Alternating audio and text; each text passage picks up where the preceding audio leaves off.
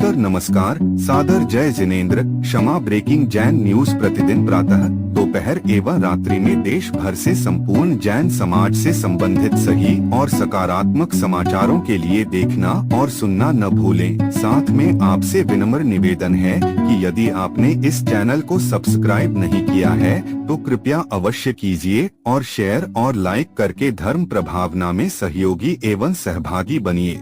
इस प्रसारण के प्रायोजक हैं श्रीमान सुनील कुमार, श्रीमती रागिनी जैन, पुत्र शशांक जैन, शुभम जैन, पुत्र वधु प्रिया जैन, गुड़ावाला परिवार, मुंगावली जिला, अशोकनगर, मध्य प्रदेश।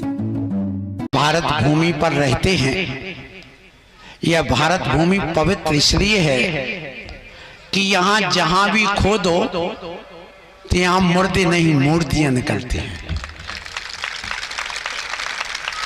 ये भारत भूमि इसलिए पवित्र है कि यहाँ जहाँ खोदो तो वहाँ क्या निकलती हैं? मूर्ति, मुर्दे नहीं। जिस दिन इस भूमि में मुर्दे निकलना चालू हो जाएंगे उस दिन यह भूमि अपवित्र हो जाएगी। यही वजह है कि हम मूर्ति में कभी मुर्दे को जलाते हैं, गाड़ते नहीं, क्योंकि ये भारत माता है। भारत माता को हम मुर्दों से पवित्र नहीं करना चाहते, हम मूर्तियों से पवित्र करना चाहते। हिंदू ये हिंदुस्तान नहीं है, ये भारत है। ये भारत है, ये भारत का भारत है। जो छठ में अवतार हुए वृषभदेव, 24 अवतार में जो वृषभदेव हुए छठ में अवतार, और मनु का अर्थ होता ब्रह्मा, जो हमारे आदिनाथ भगवान के पिता श्री नाभिराय जो हैं वो मनु थे, और उन मनु की संतान हम कहलाते हैं। ये भी ध्यान रखिए। और इस भारत में जहां हम रह रहे हैं, ये भारत पवित्र भूमि है। और ये अखंड भारत अब तो टुकड़ों टुकड़ों में बट गया, क्योंकि हमने भारत देश वालों ने कजाकिस्तान दिया, पाकिस्तान दिया, अफगानिस्तान दिया, बांग्लादेश दिया, कंबोडिया दिया, हमने यहाँ पर ईरान, इराक दिया। हम देते गए। अब समट करके कितने बचे हैं? अब वो जम्मू कश्मीर भी जाने वाला है। क्यों? जिसकी लाठी उसकी भैंस, जिसका आबादी होगी लोकतंत्र में उसका देश होगा। सीधी सी बात है।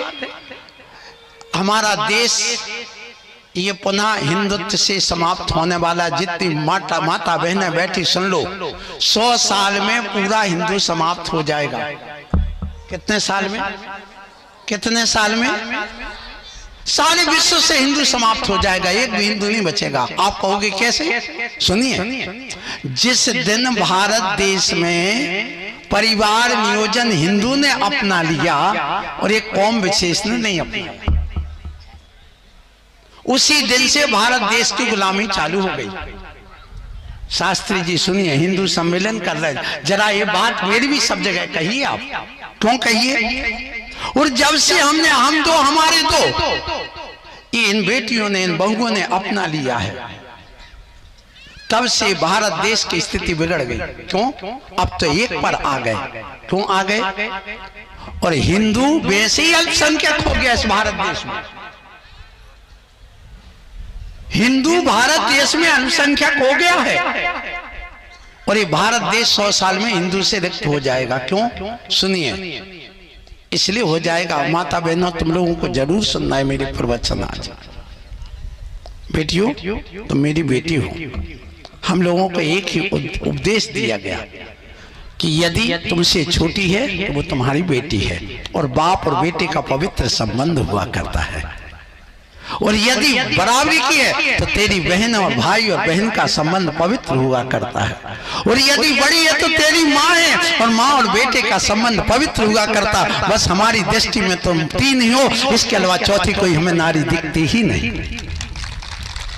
इसलिए हम ब्रह्मचर्य का पालन करके आपके बीच में बैठे हैं। और ध्यान रखना, मैं वो बात भी बताऊंगा तुम लोगों को कि हम लोग दिगंबर क्यों हैं, और दिगंबर के बिना मुक्ति क्यों नहीं है। ये बात भी आपको आज समझना है।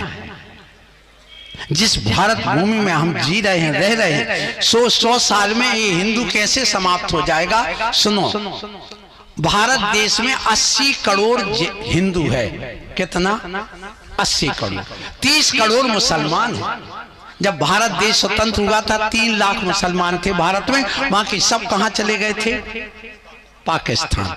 और ये पाकिस्तान और भारत का विभाजन मात्र जातिवाद के कारण से हुआ था। ये भी ध्यान रखिए, सुनिए, सिर्फ जातिवाद के कारण से और कोई कारण से नहीं हुआ था। अब सुनो, अब ये 100 साल में क्या स्थिति बनेगी? 80 करोड़ हिंदू हैं, अब ये एक बच्चे पर आ गए हैं। कितने बच्चे पर? कितने? मेरे बाप ने 9 बच्चे पैदा किए हैं। कोई 9 बाप वाला? 9 बेटे किसके? जरा हाथ उठाना। जिसके 7 बेटे और 2 बेटियां हो, जरा हाथ उठाओ। और मेरे बाप के बाप ने 3 शादी की थी। अब कोई हिंदू यहाँ शादी कर सकता है दूसरी? नहीं कर सकता। यदि करना होगा तो तुम्हें मुसलमान बनना होगा। ये भारत का संविधान है। सोचिए, हिंदू सम्मेलन करने वालों जरा सुनो, यदि कोई भारत में कोई हिंदू दूसरी शादी करना चाहे तो नहीं कर सकता। राम ने कितनी शादी की थी बोलो? उनके पिताजी ने कितनी शादी की थी बोलो? दशरथ की कितनी पत्नी थी? विचार करना। लेकिन आज तुम्हारी तो एक भी नहीं हो पा रही। ये हकीकत है, एक भी नहीं हो पा रही।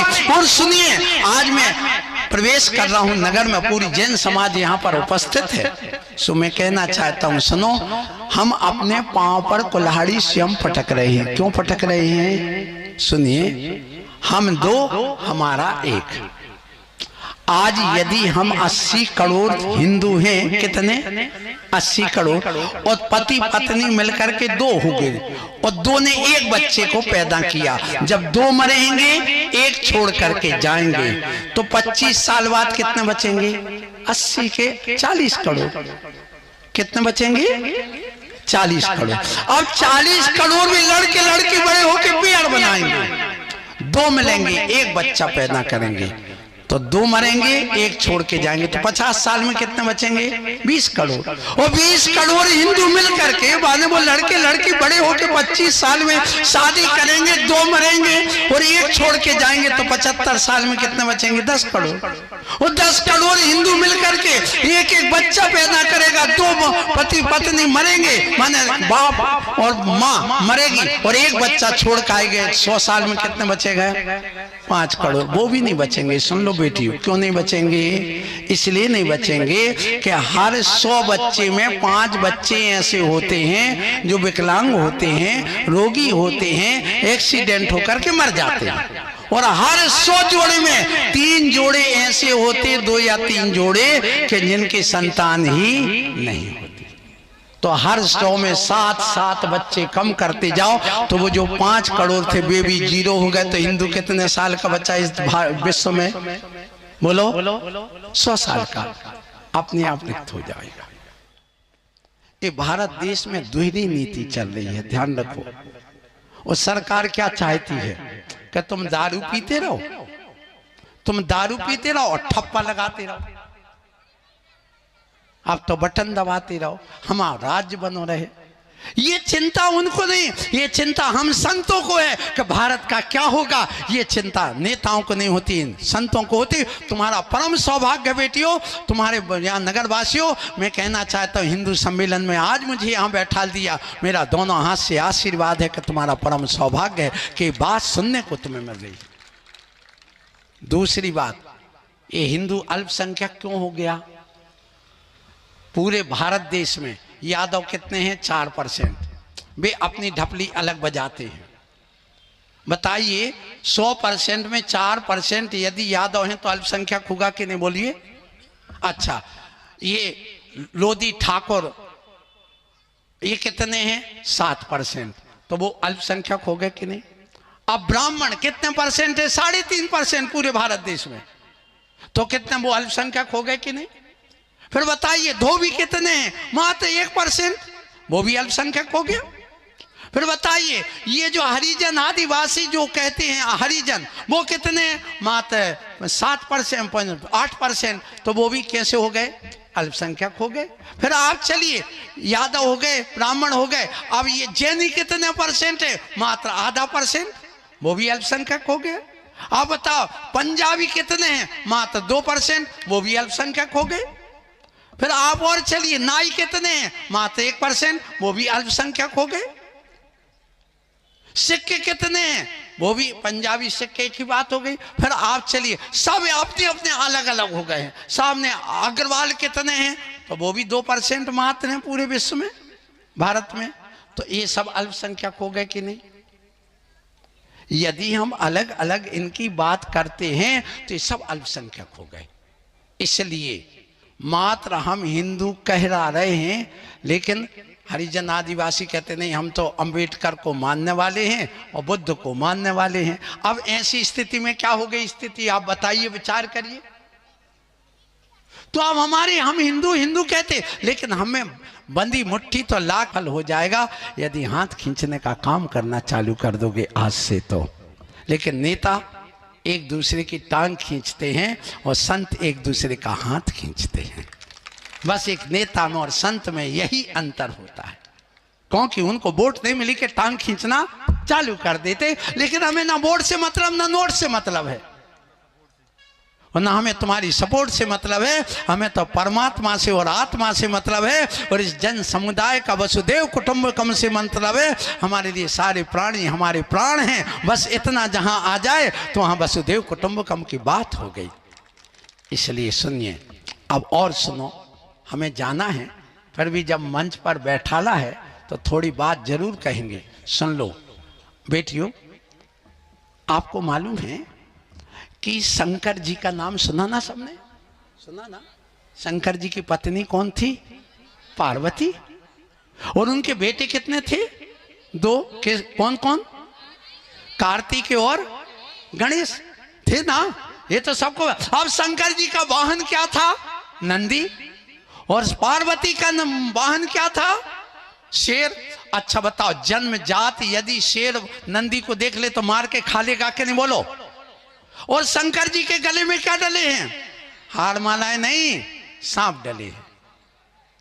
और गणेश जी का वाहन क्या है? और चूहा को यदि सांप देख ले तो क्या करेगा? तत्काल खा लेगा।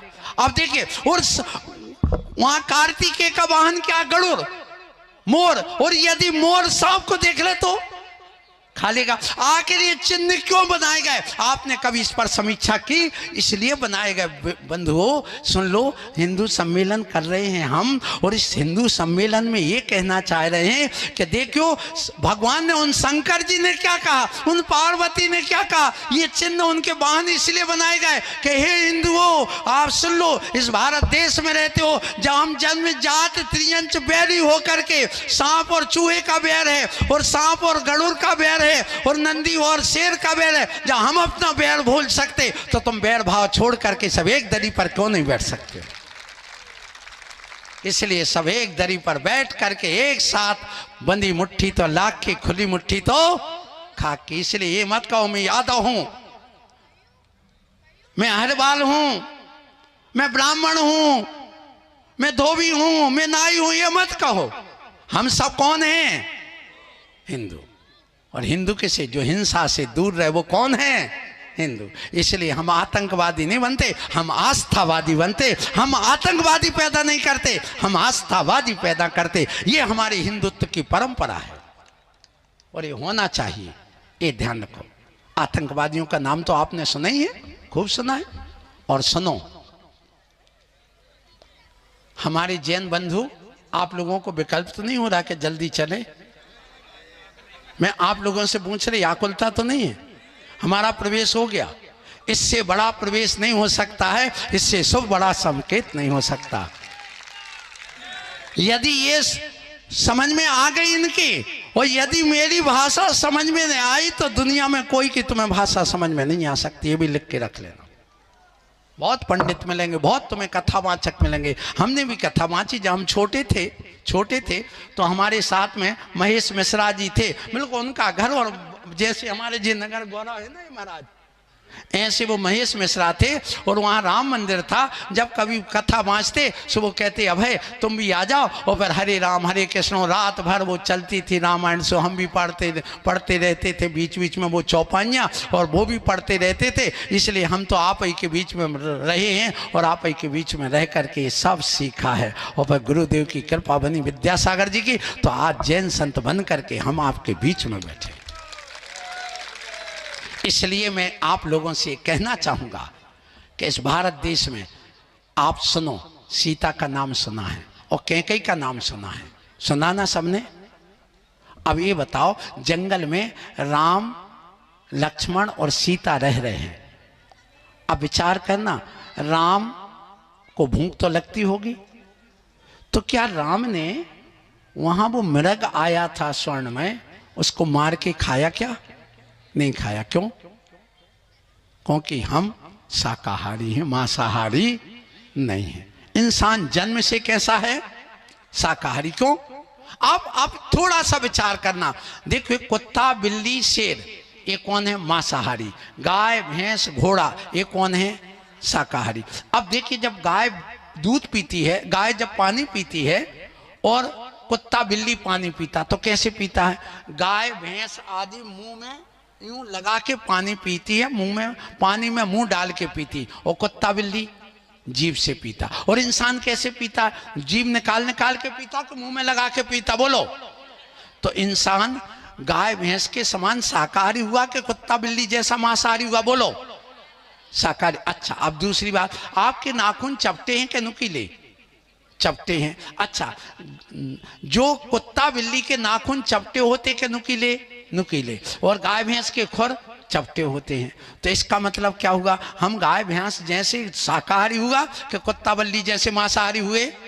शाकाहारी। और सुनिए, अब देखो, रात में तुम्हारी आंखें चमकती हैं? नहीं चमकती। गाय भैंस की नहीं चमकती, लेकिन कुत्ता बिल्ली की रात में चमकती हैं।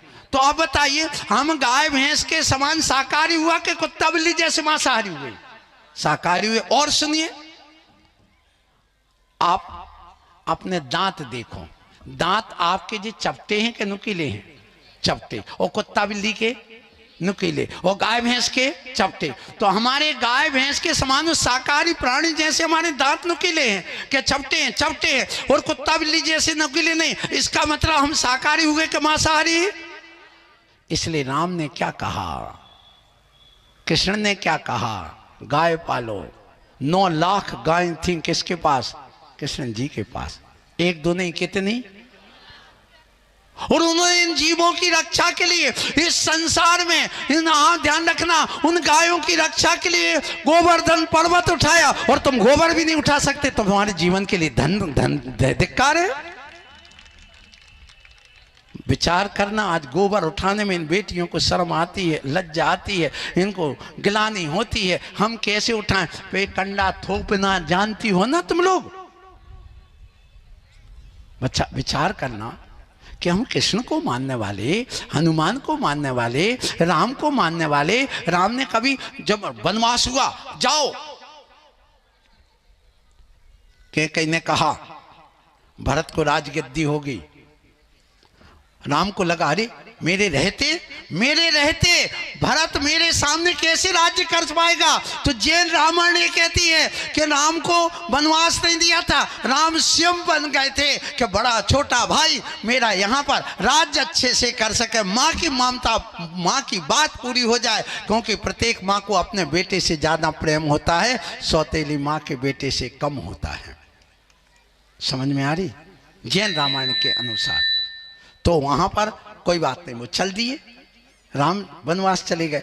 तो उस समय यदि हिंदू रामायण के अनुसार, यदि तुलसीदास जी के द्वारा लिखी हुई कि वो राम को वनवास दिया, तो उस समय टेंशन तो हुआ होगा कि नहीं? बोलो, कितना टेंशन। और आज कहते थोड़ा टेंशन हो जाओ, बोतल पी लो सो टेंशन दूर।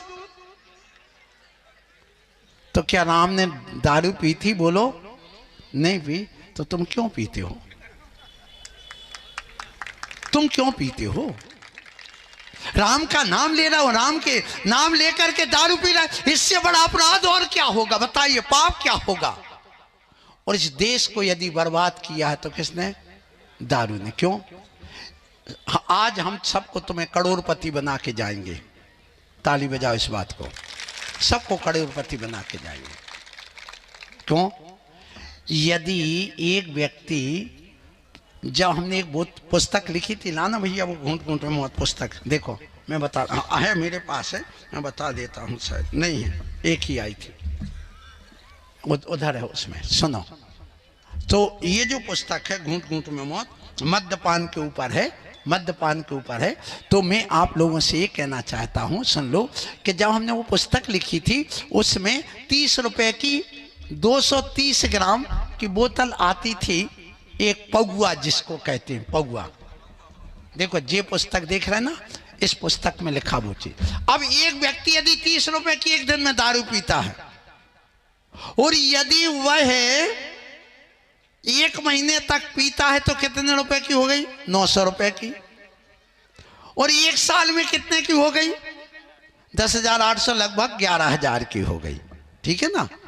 अब बताइए, यदि एक व्यक्ति 10-20 साल की उम्र से दारू पीना चालू करता है और 65 साल जीता है, तो उसने 35 साल दारू पी ली, 20 साल उसके निकल गए, बल्कि नहीं 35 नहीं 45 साल दारू पी ली उसने। अब बताइए, यदि 6 साल में उस समय दुगना होता था ब्याज लगा करके, 1 साल का हुआ कितना? 11,000 12,000 रुपए। अब चलिए 11,000 उसने जन्म, 10,000 भी अपन ले लें, 11 भी छोड़ दो, चलो 10,000 रुपए जमा किया, 6 साल में कितना हो जाएगा? 20,000। फिर 12 साल में 20,000 का 40,000। फिर 18 साल में 80,000। फिर 18 साल के बाद 24 साल में 1,60,000। फिर इसके बाद में 24 के बाद में 30 साल में 3,20,000। फिर इसके आगे और चलिए, 30 के बाद 36 साल में कितना हो गया भैया? 6,40,000। और फिर उसके बाद में 42 साल में 12 लाख। मतलब 30 रुपए दिन का खाता खोलोगे, जब तुम 62 साल की जब तुम्हारी उम्र होगी, तब तुम्हारा बेटा तुम्हारी अच्छा बड़ा हो जाएगा, उस समय 1 साल का लगभग 12 लाख रुपए जमा हुआ। अब ऐसे 42 साल के जमा करोगे तो 1 करोड़ तुम्हारे 40 लाख रुपए जमा हो जाएंगे खाते में। तो इन तुम्हें गरीब किसने बनाया है? बोतल ने, दारू ने। ये बड़े आदमी खड़े ना, देखो ये बनिया लोग जितने खड़े हैं, जैसे सूट बूट पहन करके, इनके करोड़ों की संपत्ति। क्यों? हम डंडा लेके बैठे, बेटा कबू दारू मत पी लेना, नहीं तो तुम्हें बिल्कुल हालत खराब कर देंगे। सो आज ये बड़े बने किसकी वजह से? दारू नहीं पीने के कारण, पीने से नहीं।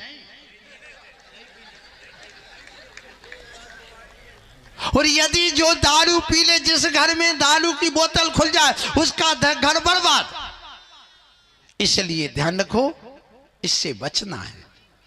और सुनो, जब राम वन में गए तो वहां रावण ने, देखो मैं अंतिम बात कर रहा हूं कि मुझे जाना भी, वो भी इंतजार कर रहे हैं, और तुम्हारा भी सम्मेलन कहीं हमारे कारण बिगड़ ना जाए। और कि बाबा जी तो बैठ गए प्रवचन करने, सो बैठे ही हैं। तो सुन लो, राम जब बन गए थे तो वहां पर जंगल में शूर्पणखा आई। कौन आई? कौन आई? शूर्पणखा। तो क्या हुआ? शूर्पणखा ने किसको देखा? राम को। तो क्या हुआ? मोहित हो गया। वो कहती है आई लव यू, मैं तुमसे प्रेम करती, प्यार करती हूं, करो मुझसे। तो वो कहते हैं भग जा, मैं क्षत्रिय हूं, मैं किसी पराई नारी पर गलत दृष्टि नहीं डालता हूं, क्योंकि मैं कौन हूं? क्षत्रिय। मेरी पत्नी है, भग जा यहां से। मेरा भाई कुंवारा है, जा उससे बात कर। तो उसने भी कहा चल भग जा यहां से, मैं यहां ये सब करने आए छोरीबाजी, चल भग यहां से, मैं अपने भाई की सेवा में आया हूं। और उसको भगा दिया। अब उसको लगा मेरी तो इज्जत खराब हो गई, नाक का सवाल था, मेरी तो नाक कट गई, मैं इतनी सुंदर। और शूर्पणखा का अर्थ क्या? जिसके नाखून सूप जैसे लंबे लंबे वो शूर्पणखा। और जो लड़की या महिला नाखून बड़ा बड़ा करके लंबे कर लेती वो शूर्पणखा है। इसलिए शूर्पणखा मत बनना, ये ध्यान रखना। सुबह से शाम तक उन नाखूनों को लगी है साफ करने में और नेल पॉलिश लगाने में, ये करने वो करने। फिर इसके बाद में वो बदले में आया राम से बदला लेने। उसका भाई कौन आया था बोलो? रावण, शूर्पणखा का भाई। अब उसने किसको देखा उसने? राम नहीं दिखे, कौन दिखे? सीता। तो वो किस पर मोहित हो गया? सीता पर। सुनना, अब सीता को कहा अब क्या करूं, इसको हरण करके ले जाना है। लेकिन देखा लक्ष्मण रेखा खींची है। कौन सी रेखा? अब वहां पर यदि बाहर वो घुसने की कोशिश कर रहा तो एकदम आग लग जाती। सुबह आते थे। फिर उसने अपना भेष बदला। किसने भेष बदला? क्या करे उसने? क्या भेष रखा? साधु बन गया, ब्राह्मण बन करके आ गया। भिक्षाम देहि भिक्षाम देहि भिक्षाम देहि। तो अब अपने अंदर तो दया भरी है। अपन तो दया करते हैं। अपन तो जो भी दिखा, मजार दिखी सो हाथ जोड़ दिए, मस्जिद दिखी सो जोड़ दिए, मंदिर दिखा सो जोड़ दिया, हनुमान दिखे सो जोड़ दिया, जो भी दिखा सब। ध्यान रखना, ये मजार तुम ही पूछते हो, जो बनाते हुए कभी मजार नहीं पूछते। क्या कह रहा हूं? मस्जिद तुम नहीं पूछते, वहां बैठ करके वो पाठ तो करेंगे लेकिन तुम नमस्कार करते हो। ये तुम्हारी सबसे बड़ी कमी है। तुम जानते ही नहीं किसको पूजते। वहां पर है ही नहीं पूजा ये, लेकिन तुम्हारे यहां सब पूजा है। अब विचार करना आप लोग बहुत सोच समझ करके करना कि वहां पर जब आया क्या आया? सीता के लिए सामने कौन आया है? रावण। तो फिर उसको बुलाया बाहर, वो बाहर आ गई तो हरण करके ले गया। कौन ले गया? रावण ले गया था ना। बस इसी प्रकार से बेटियों ध्यान रखना, इस भारत में 40 लाख रावण घूम रहे हैं। कितने रावण? वे क्या करते? उनको ट्रेनिंग दी गई, अपना रूप बदलते हैं। सुनो, रूप बदलते हैं, कलावा बांधेंगे, तिलक लगाएंगे, गले में राम का डालेंगे और तुम्हारे सामने आ जाएंगे हैं और कहेंगे आज वैलेंटाइन डे है, आज फ्रेंडशिप डे है, आज राम का अवतार है, आज राम नवमी है, आज हनुमान जयंती है, और तुम्हारे पास आएंगे। ध्यान रखना। और वे छल कपट करके तुम्हारे साथ में इस भारत देश में एक साल में 1,60,000 लड़कियां गायब हो जाती। कितनी? सबसे ज्यादा तस्करी यदि भारत देश में होती तो किसकी? लड़कियों की। अभी दिल्ली में एक साल में 7,000 लड़के गायब हो गए। लड़कियां तो छोड़ो, कितनी हो गई पता नहीं। कितने लड़के गायब हो रहे वहां। तो कहां जा रहे पता ही नहीं चलता। वो दिखती नहीं कि वो जिंदा है कि मर गई। बस इसी चक्कर में कि वो कोई नौकरी के भरोसे ले जाएंगे, कोई दोस्ती करेंगे, और ऐसा इस भारत देश में हो रहा है, बहुत भयंकर हो रहा। आप बिल्कुल विश्वास ना हो, आप लोगों अपना इतिहास उठा के देखो, मोबाइल तो सबके पास है, उसमें पूरा डाटा भरा हुआ है कि कितनी लड़कियां कितने समय में, कितनी महिलाएं चोरी हुई, कितने में कौन सा क्या हुआ। इसलिए ध्यान रखना है, ऐसे रावणों से दोस्ती मत करना।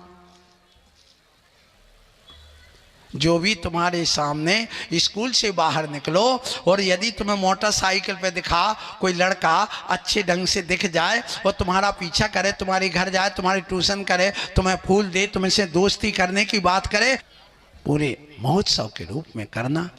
इसलिए मेरा आप सबको आशीर्वाद। समय हमारा हो गया, हमें जाना है। कितने बज गए हैं ये मुझे पता नहीं, 3 बजने वाले हैं लगभग। सो ये गुरुत्व यानी हिंदुत्व, एक हमारे पास पुस्तक आई है, हिंदू दर्शन में व्यक्तित्व विकास, राष्ट्रीय स्वयंसेवक संघ, ये 2 पुस्तकें हमारे पास हैं, 3।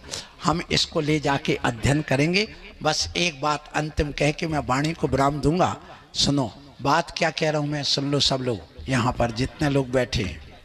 क्या सुनो, हमारे देश में राम कितने भाई थे? कितने? 4। क्यों? हमारे देश में प्रत्येक परिवार में 4 संतान चाहिए। कितनी संतान? 4। क्यों 4 क्यों चाहिए? चाहे बेटा हो चाहे बेटी हो, कितने चाहिए? 4। क्यों? एक देश के लिए। किसके लिए? देश के लिए। जो मिलिट्री में जाए, राजनीति में जाए, पुलिस में जाए, मीडिया में जाए, तुम्हारे डॉक्टर व इंजीनियर बने, देश रहेगा, हम रहेंगे और हमारा परिवार रहेगा। तो एक बेटा किसके लिए? देश के लिए। उसका नाम देशभूषण। कौन सा है उसका नाम? देशभूषण। और दूसरा सुनिए, दूसरा बेटा किसके लिए चाहिए? अपने धर्म के लिए, कि वो पंडित बने, साधु बने, प्रवचनकार करे, धर्म की रक्षा के लिए चाहिए। उसका नाम धर्मभूषण। सो कितने हो गए? 2। और एक समाज भूषण, जो समाज की सेवा करे, रिश्तेदारी निभाए, सबको एक दूसरे को लेके चले, तो कितने हो गए? 3। और एक परिवार के लिए, माता पिता की सेवा के लिए, उस परिवार में सेवा कर सके, उसका नाम कुलभूषण। सो कितने हो गए? ये 4 रहेंगे तो देश रहेगा, समाज रहेगी, हम सब रहेंगे। और जब मर जाएगा बाप तो 4 कंधा लेकर लगा करके चले जाएंगे, ले जाएंगे उसको। अब 4 तो बचे नहीं, अब कितने बचे? 1 बचा। अब ना वो देशभूषण बन पा रहा है, ना कुलभूषण बन पा रहा है, ना समाज भूषण, ना वह धर्मभूषण, वो प्रदूषण या खरदूषण बन करके आ गया।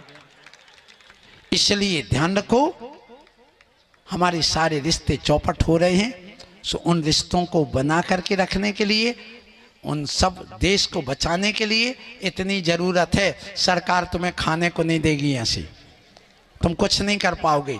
इसलिए हिंदू सम्मेलन हुआ है, हम भी अलग नहीं हैं। सुन लो, हम भी आप ही के बीच में हैं। सो हम जैन मुनि हैं, और जैन मुनि एक बार भोजन करते हैं, ब्रह्मचर्य की रक्षा के लिए खड़े होकर के भोजन करते हैं, सारे वस्त्रों को उतार करके साधना करते हैं। और दुनिया में ऐसा एक भी धर्म नहीं है, सुन लो बच्चों सब लोग, जो बिना दिगंबरत्व के मुक्ति मानता हो। एक भी धर्म नहीं। आप कहो कैसे? सुनो, हम सब ब्रह्मा के अंश हैं कि नहीं? बोलो। या खुदा की संतान है? बस 2 ही है ना, और तो कुछ नहीं है। यदि ब्रह्मा के अंश है, सामने वो बरगद का पेड़ लगा हुआ, उसका एक अंश तोड़ना और जमीन पर लगाना, तो वो नीम जैसा उगेगा कि बरगद जैसा? बोलो। तो जब हम ब्रह्मा के अंश हैं तो हमारा ब्रह्मा कैसा होगा? हमारे जैसा होगा ना।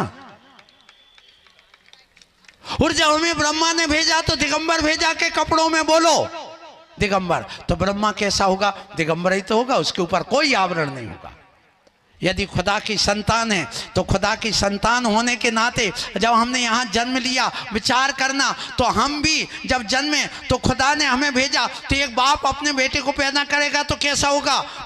वो बताओ, गाय भैंस वैसा होगा कि इंसान जैसा? इंसान जैसा। तो खुदा कैसा होगा? इंसानी जैसा तो होगा, कोई शैतान जैसा थोड़ी होगा, वो तो महान होगा। चलो अब और चलिए, अब हम यहाँ आए, जन्म लिया, हमारे शरीर में विकार आया, दुनिया की बात आई, सो क्या नहीं, अब तुम कपड़े में रहो।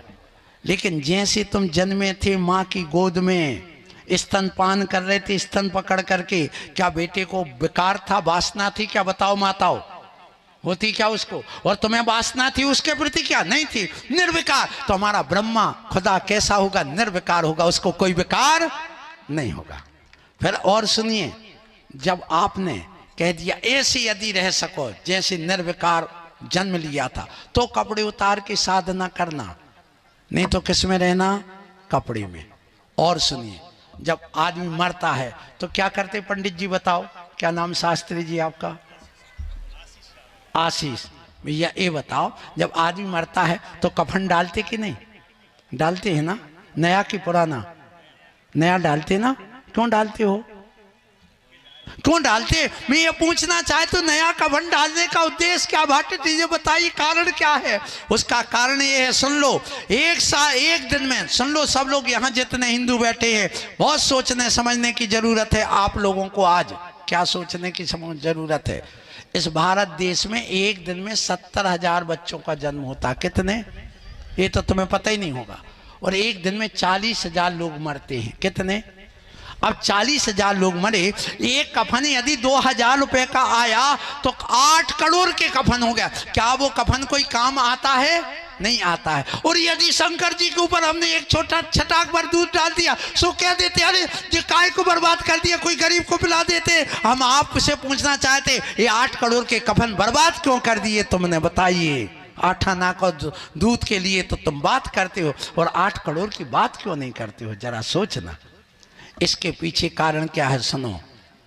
और आग कौन लगाता चिता में? बेटा। क्यों?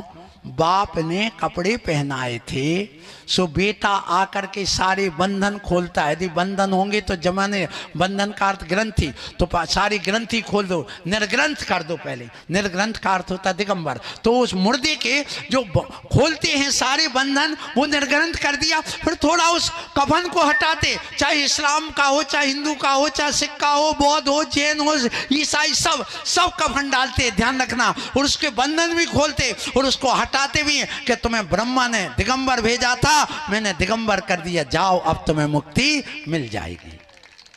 तो नया कफन डालना और हटाना किस बात का प्रतीक है? दिगंबर का। तो मुक्ति किससे मिली? दिगंबर से। इसलिए ध्यान रखना, भगवान महावीर स्वामी ने कहा मुर्दे के कपड़े उतारने से मोक्ष नहीं मिलेगा। जो शिवत्व तुम्हारे अंदर, वो भगवान का अंश बैठा, शिव का अंश जिंदा रहते, उस अंश को वंश के रूप में मिलाना चाहते हो तो तुम इस शरीर को मुर्दा मान लो और मुर्दा मान करके कफन की तरह कपड़े उतार करके उस शिवत्व की साधना कर लो तो तुम्हें शिव पद की प्राप्ति हो जाएगी। इसलिए हम दिगंबर रह करके हम लोग अपनी साधना करते हैं। और आप लोग भी ऐसे कंबोडिया बाबा, नागा बाबा, बर्फानी बाबा हैं, ऐसे 4 प्रकार के नागा बाबा होते हैं। जो बर्फानी बाबा जो बर्फ में रहते वो कौन कहलाते? हम होके आए, बद्रीनाथ होके आए, 12 दिन वहाँ रह करके आए बद्रीनाथ में, ऐसी ठंड में, ये ध्यान रखना, तपस्या करके आया हूँ। और वहीं से अभी तुम्हारे नगर में आया हूँ, बस अभी 1 साल पहले ही मैं वहाँ गया था। इसलिए मैं आप लोगों से यहीं पर वाणी को प्रणाम दूंगा, आप लोग समझ गए होंगे। इसलिए हम लोग जो जैन साधु हैं और हिंदू और जैन में कोई विशेष अंतर अपन नहीं मानते, हम सब एक हैं और एक होकर के रहेंगे और इस देश को आगे बढ़ाएंगे और अपने हिंदुत्व की रक्षा करेंगे। बोलो भारत माता की। भारत माता की। मेरा सभी बंधुओं से अनुरोध है 2 मिनट और आप बैठे हैं, अभी अपने स्थान पर बैठे रहें। मैं आपके जैन समाज के महामंत्री आदरणीय श्री अनिल अंकल जी को बुला रहा हूं, वो महाराज श्री के चरणों में 2 शब्द कहें। बोलो आचार्य निर्भय सागर जी महाराज की।